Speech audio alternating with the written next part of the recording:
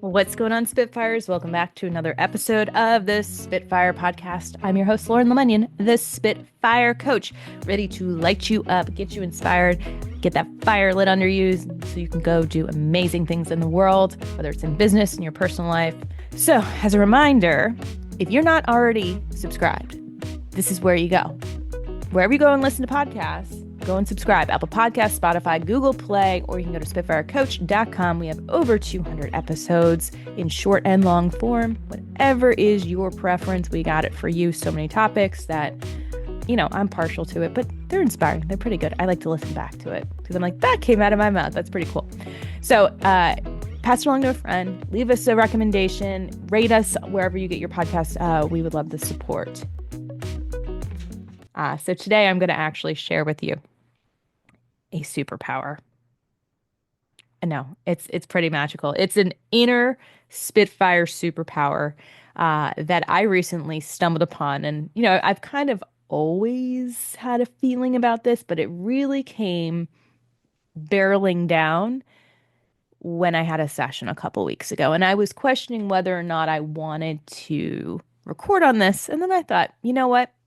In this state of the world that we're in, I think it's really important. So I have a blog that goes along with this at Spitfire Coach. We've now started a new series called Leaderships. So they're short form, leadership focused blogs. So some tips and things that you can do to maintain your sanity in this insane world.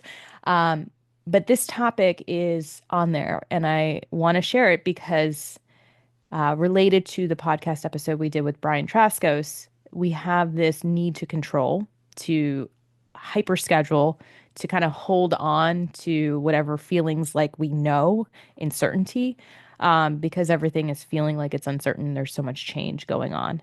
And I brought that up to my client.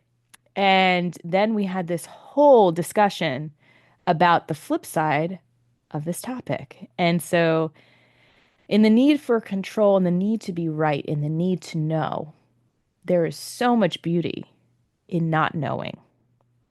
And it is a leadership superpower. And I'll tell you why, because we live in this world where we're obsessed with answers. We literally have at our fingertips the ability to ask ChatGPT or Google or whoever. We could phone a friend and text and get the answer immediately. When we are in situations where maybe the answer isn't clear or we don't even know what the question is, we start to panic. Because at some point in our life, there has been a label put on us, or there's been an expectation set that we have to know, that we have to have it all figured out. And I will readily admit this came up for me this weekend where I was parenting on my own and I held a party. I hosted it. I had everything ready. It was a Shamrock theme. The kids were super cute. And I had so much pressure on myself, all self-created, of having it all together, of making sure that everybody was comfortable and they were fed and they were hydrated and that the babies were safe and that the dog was taken care of and that the baby was going to nap at the right time. And she was, so I was literally playing out like every 5 minutes how I was going to plan things and how I was going to make it most efficient. And I went into hyperdrive and I had a ton of fun. Like I felt relaxed and I was present in the moment and the baby actually took a nap right beforehand and actually took a nap towards the tail end of the party. And then she napped again and she had slept through the night. So on paper, it looked like everything went well. And then everything literally crashed the next day. I was out of sorts. I was snippy. I was exhausted. And I realized I had put so much mental and physical energy into holding it together, into knowing all the answers, into knowing how everything was going to go, that I just couldn't hold on to it anymore. And I had a big ass ugly cry. I needed it. I probably haven't cried like that in like 6 months. And that was very much related to like postpartum hormones. So this one was like full me, full me coming out. Because I was just like, I don't know. And I'm overwhelmed and I don't have the answers and I don't know how things are supposed to go. And the world is scary and I am frustrated. And so just being able to like let myself leak out in a safe space was what I needed. Now, I'm not telling you to go and start crying in a board meeting or anything like that, but I'm asking you to just kind of like give yourself some grace right now. Like we all are trying to figure things out. And if you've looked at VUCA and Bonnie, Nothing is happening in a prescribed way. Things are happening so fast. Things are so unknown, they're so uncertain, and we are just like fragile little beings. And it's okay to fall apart. It's okay to not know.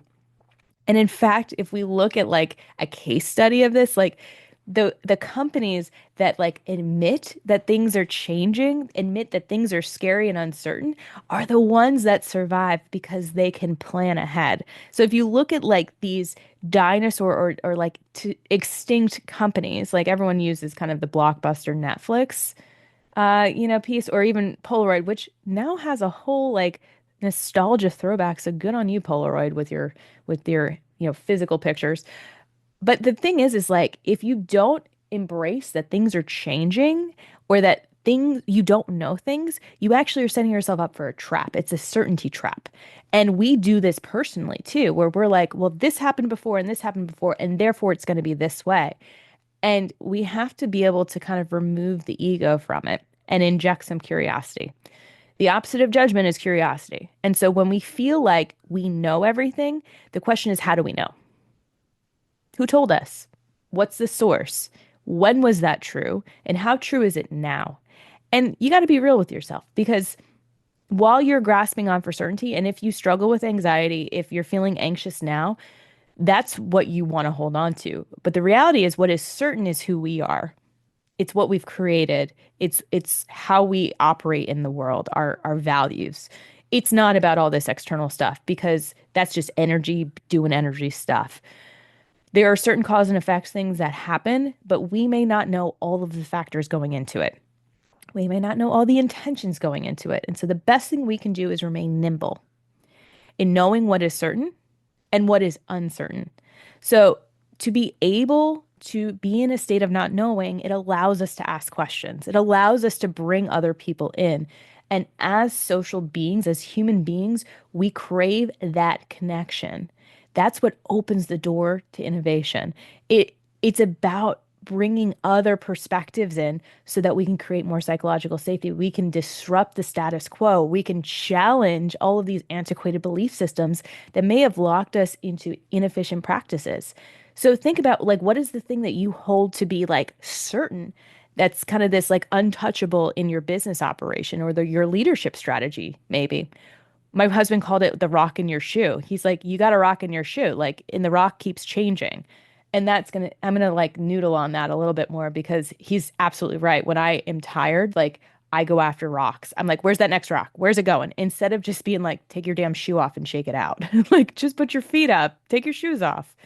So, being curious about that actually allowed me to let all of this pressure off because it had nothing to do with him or anybody else in my life or even me. It was just kind of about this feeling of overwhelm and just being able to like put it out there allowed me to be curious and say, what do I need today? Like, what do I want to open up? And it's fine. So the space and the opportunity for you is to ask more questions, ask better questions, get really good at asking good questions. Like I always love it when I'm on a conversation, whether it's a coaching call or not, and I ask a question and they go, huh, that's a really good question. I never thought of that. And I'm like, yes, I got it. So that's like how I keep score. It's like, how many good questions can I ask? And then also redefine what failure is, because we all have this kind of like fear of failure. But what is it even? Is it you attempting to try something new and maybe it not going as planned? Great. How are you going to shift it going forward? So build it into your practice, build it into your process. If we fail, here's how we're going to handle it. We're going to reassess. We're going to look at what worked, what didn't, when we need to shift, and how we're going to move forward. There is no shame in failing. We've all done it. We've all fallen on our butts as babies, and we still got up and walked, didn't we? We sure did. Make sure you're leading with curiosity.